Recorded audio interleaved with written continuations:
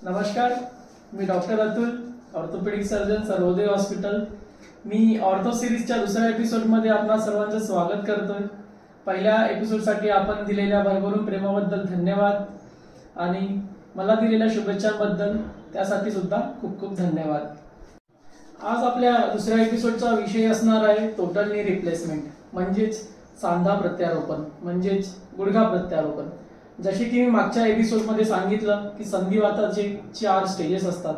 त्याच्यामध्ये जे चौथ्या स्टेजचा वात असतो त्याच्यामध्ये ऑपरेशन शिवाय कुठलाही पर्याय उरत नाही. त्याच्यामध्ये गुडघा प्रत्यारोपण हाच एकमेव उपाय असतो. तर आज आपण जाणून घेऊया गुडघा प्रत्यारोपण म्हणजे काय, तो कधी करायचा असतो, त्याच्यामुळे होणारे फायदे आणि त्याबद्दल लोकांच्या मनात असलेल्या शंका. तर गुडघा प्रत्यारोपण म्हणजे काय, तर त्यासाठी आधी समजून घेऊया की चौथ्या स्टेजच्या वातामध्ये आपल्या शरीरामध्ये काय काय बदल होतात किंवा गुडघ्यामध्ये काय काय बदल होतात. जसे की मागच्या वेळेस सांगितलं की आपल्या शरीरातले जे 2 हाडं असतात, फिमर आणि टिबिया, याच्यामधले गॅप पूर्णपणे गायब होऊन 2 हाडं एकमेकांवर बसायला सुरुवात होतात. त्याच्यामुळे फिमरचा खालचा काही भाग आणि टिबियाचा वरचा काही भाग खराब होतो. आणि गुडघा प्रत्यारोपण म्हणजेच नी रिप्लेसमेंट या ऑपरेशन मध्ये आपण फिमरचा जो वरचा खराब झालेला भाग असतो थोडासा, तो आपण काढून घेतो. तसेच टिबियाचा सुद्धा जो खालचा हाड असतो त्याचा सुद्धा आपण थोडासा भाग काढून घेतो. जसे की स्टेज 4 वातामध्ये पायाचा वाकडेपणा, पायावरची सुजन ही खूप जास्त असते आणि पेशंटला 5 पावलं सुद्धा चालायला खूप त्रास होतो. त्यामुळे जो खराब झालेला भाग आपण काढून घेतो त्याच्या ठिकाणी वेगळ्या वेगळ्या मेटलनी बनलेला इम्प्लांट म्हणजेच प्रोस्थेसिस ज्याला आपण म्हणतो, तो आपण त्यामध्ये फिट करतो. त्याच्यामुळे पेशंट 100% पेन फ्री आणि बिना वॉकरनी चालायला लागतो. पेशंट लगेच दुसऱ्या दिवशी आपल्या पावलांवर बिना वॉकरनी चालू शकतो. त्यामुळे गुडघा प्रत्यारोपण हा 100% यशस्वी असलेली एक आधुनिक शस्त्रक्रिया आहे.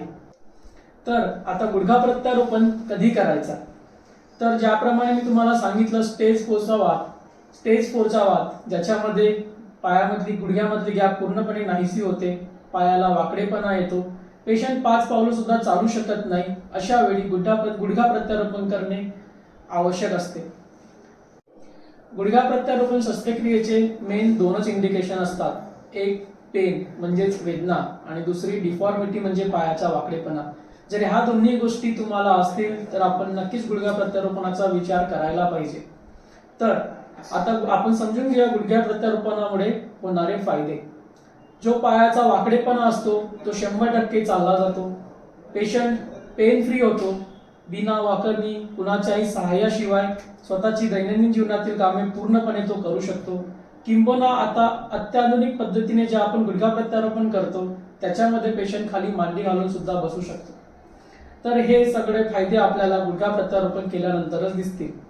आता समजून घेऊया की या ऑपरेशन मध्ये लोकांच्या मनात असलेले गैरसमज. खूप लोकांचा असा समज आहे की गुडघा प्रत्यारोपण ही एक अत्यंत गुंतागुंतीची शस्त्रक्रिया आहे आणि त्याच्यामध्ये यश हा खूपच कमी आहे. पहिला पॉइंट एकदम खरा, ही अत्यंत गुंतागुंतीची शस्त्रक्रिया आहे. जे या विषयातले तज्ञ असतात त्यांच्याकडूनच ही शस्त्रक्रिया केलेली कधीही चांगली. पण आता ज्या एकदम अत्याधुनिक सोयी सुविधा उपलब्ध आहेत त्याच्यामुळे ही शस्त्रक्रिया 100% सक्सेस होत आहे. याच्यामध्ये वेगळ्या वेगळ्या प्रकारचे कॉम्प्लिकेशन्स असतात, परंतु त्या कॉम्प्लिकेशन्सवर मात करून एक ज्याला आपण परिपूर्ण प्रोटोकॉल म्हणतो, ज्याच्यामध्ये आपल्याला पेशंटला 100% सक्सेस देता येईल, एक प्रोटोकॉल असा तयार झालेला आहे. त्याच्यामुळे आता कुठल्याही प्रकारची भीती, शंका मनात ठेवण्याचं काहीही कारण नाही. जर आपण या सगळ्या व्याधींपासून त्रस्त असाल तर आपण आपल्या जवळच्या डॉक्टरांकडे याबद्दल सल्ला घ्या, समजून घ्या आणि योग्य तो निर्णय घ्या.